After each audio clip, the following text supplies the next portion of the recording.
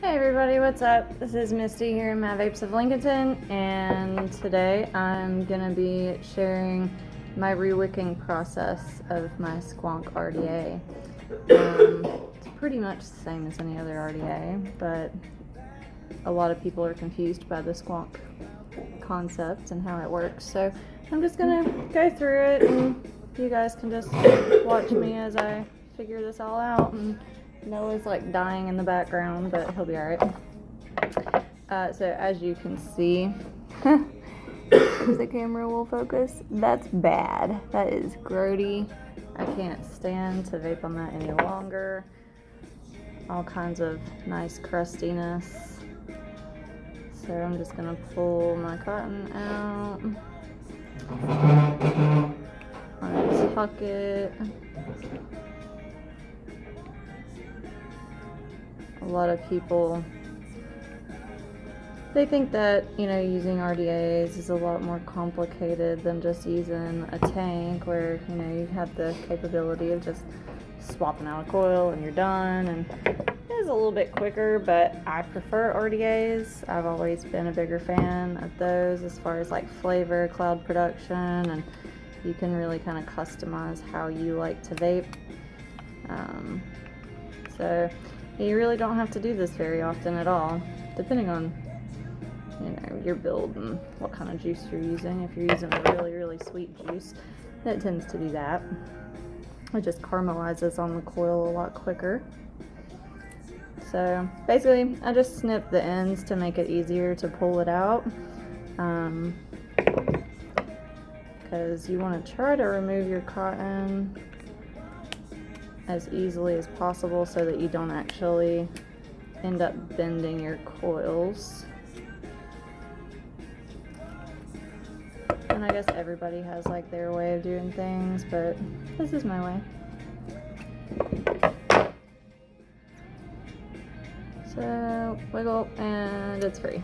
So right there, I'm gonna make sure that I get as much of this extra little cotton pieces out as possible, because next I've got to clean these coils before I put fresh cotton in there. And sometimes if you have a lot of crusty buildup on your coils, see how black they are? That's pretty much all burnt juice just stuck to my coils. But if you have a lot of cotton pieces stuck in there, it's gonna burn all of that off too, and it does not smell very good. So basically, as long as this battery has a good enough charge on it, I'm just gonna press the fire button.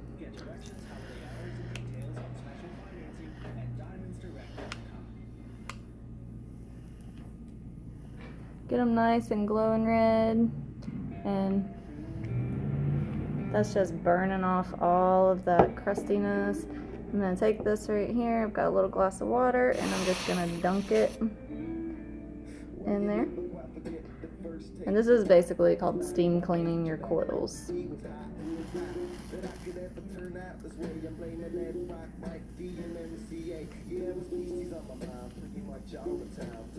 Get them glowing good again. Give them another dunk. And the water is just going to help loosen up all those little charred bits and pieces. And now they went from being black to, if the camera will focus a little bit, maybe better. Anyway, you can kind of see they're not all black and crusty looking anymore. So we're gonna move that out of the way now. I have native wicks. Cotton bacon, it's pretty much the same. Bags like this last a really, really long time, which is another reason I like RDAs, because I can buy a roll of cotton, a bag of cotton, and a roll of wire, and it'll last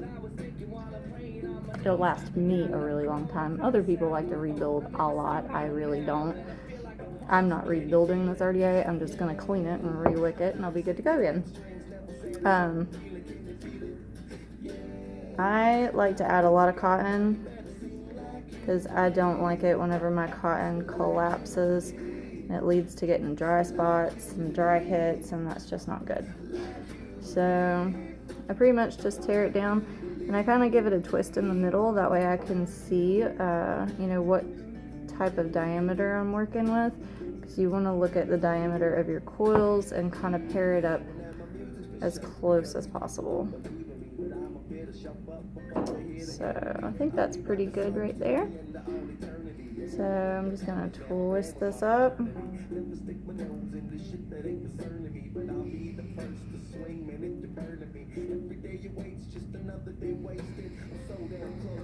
And just feed it through.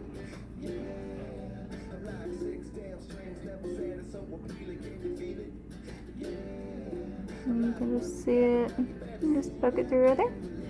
And then pull it, and then I like to twist on one side and pull on the other, and just keep pulling it through until it's pretty even on both sides.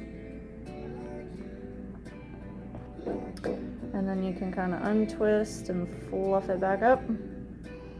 There's one side. And then I'm going to take my scissors and cut off just the extra little tidbits. And just snip that.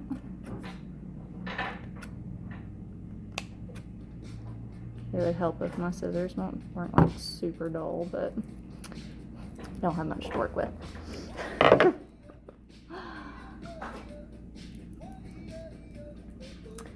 And I need to find something to tuck this down in here with. Normally I have my little screwdriver set, but we'll just make do with the pointy little end of these, because all I'm doing is just tucking that cotton down in there. You want to make sure that your cotton ends are long enough to touch the bottom, especially in a squonk, because that is how you keep your cotton nice and saturated. So you don't want to have a bunch of cotton bunched up underneath the coils, because that's just going to get really hot and it'll start burning after a while. It also blocks your airflow. So in order to have a good amount of airflow and have a nice way for the juice to make its way up through the ends of the cotton. See, I've got a nice good gap here underneath the coil, but my cotton ends are actually touching the bottom of that juice well. And then I'm just gonna do my other side really quick, and then we'll go to the next step. Alrighty, so both sides are done, nice, fluffy, fully packed in there, but you want your cotton to be tight but not too tight so that it can wick itself up appropriately. And now it's time to just prime it up. So I've got a nice sample that Skull and Roses was kind enough to send us with our most recent order. Strawberry Fields versus Cream Puff War. So let's try it out. I'm a fan of Strawberry Fields for sure. Not too familiar with the Cream Puff War, but it seems pretty self-explanatory. So I like to start priming on top of the coils.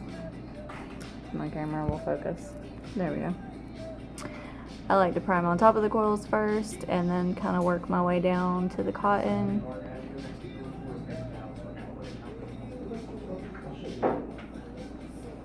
And because this is a squonk, you really don't have to worry about completely saturating all the way to the bottom of your wicks. You really just want to make sure that you get the coil really good and saturated.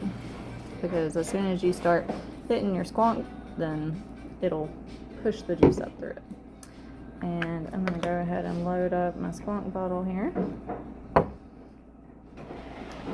Which normally I have like a little handy dandy bottle that allows me to fill it from the 510, but I don't have it with me today, so we're just going to do it this way. And fill it up just like any other bottle, leave a little bit of room on top.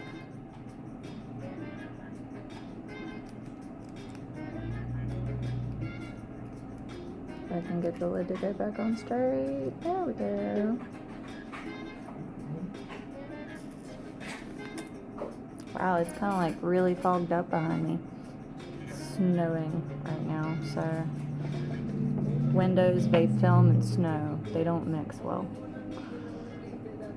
Alright, I'm just gonna put my little bottle back up in there. And I'm gonna go ahead and press my little Squonk a couple of times just so that I can get some juice flowing in there. I don't know if you'll be able to see it, but whenever there it is. You can see how it just fills up in the juice well, just like barely touching it. Let's see if I can get some to the other side. There you go. You don't want to press it too much and flood it, but good couple of times just to make sure it's going smoothly. And then I'm just gonna put my cap on here. This battery, I'm pretty sure, is kind of dead, so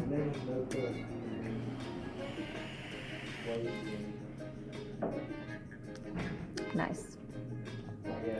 No more burnt, nasty, icky RDA.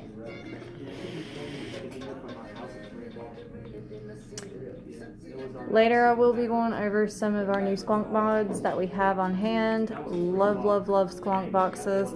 But in case y'all were ever wondering if there's any difference between rewicking or building a Squonk RDA versus a regular RDA, the biggest thing is just the wicking. Other than that, that's what I got for you. Like, subscribe, and we'll see you guys later.